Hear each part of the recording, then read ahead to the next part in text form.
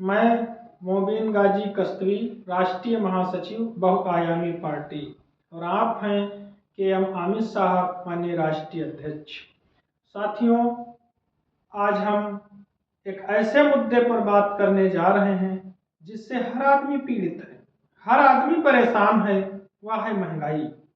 साथियों, महंगाई का यह आलम है कि एक गरीब आदमी आज के दौर में रोडवेज बस से यात्रा नहीं कर पा रहा है।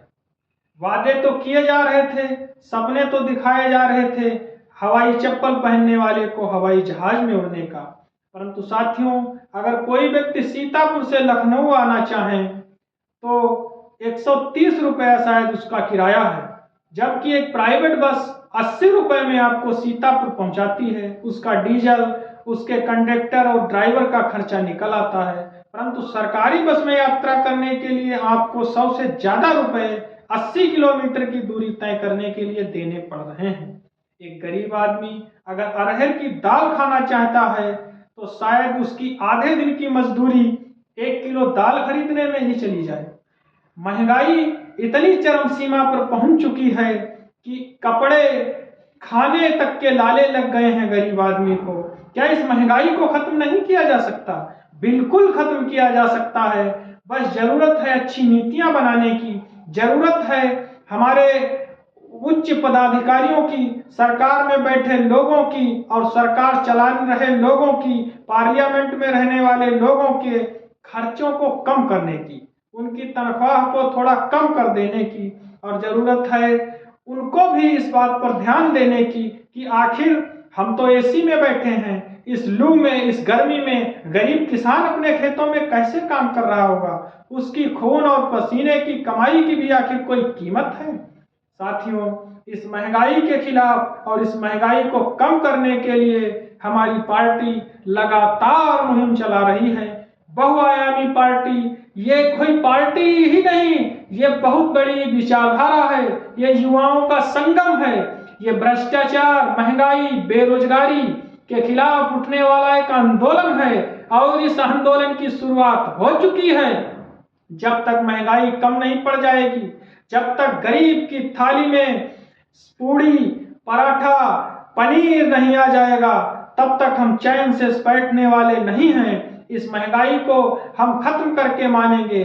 साथियों, आज ट्रेन का आलम यह है कि एक गरीब आदमी अगर जनरल डिब्बे से यात्रा करना चाहे तो ट्रेन में अभी तक 2 बोगी आगे और 2 बोगियां पीछे होती थी, परंतु अब एक साजिश के तहत ऐसा किया जा रहा है कि गरीब यात्रा ही न कर पाए। अगर यात्रा करे तो पहले वो आधा कुंटल गेहूं बेचे और तब रेलवे का रिजर्वेशन कराए, 1000 रुपए का टिकट खरीदे। उसके लिए सिर्फ 2 ही जनरल डिब्बे या तो आगे लगा दिए जाएंगे या पीछे लगा दिए जाएंगे। वो बेचारा टिकट खरीद कर रेलवे स्टेशन पर ट्रेन का इंतजार करता है, और जब ट्रेन आने का समय होता है तो पता चलता है डिब्बे आगे हैं, वो 1 किलोमीटर दौड़ता हुआ फिर ट्रेन पकड़ने के लिए जाए, और जब वो गेट पर पहुंचता है तो गेट में घुसने की जगह ही नहीं उसको मिल पाती।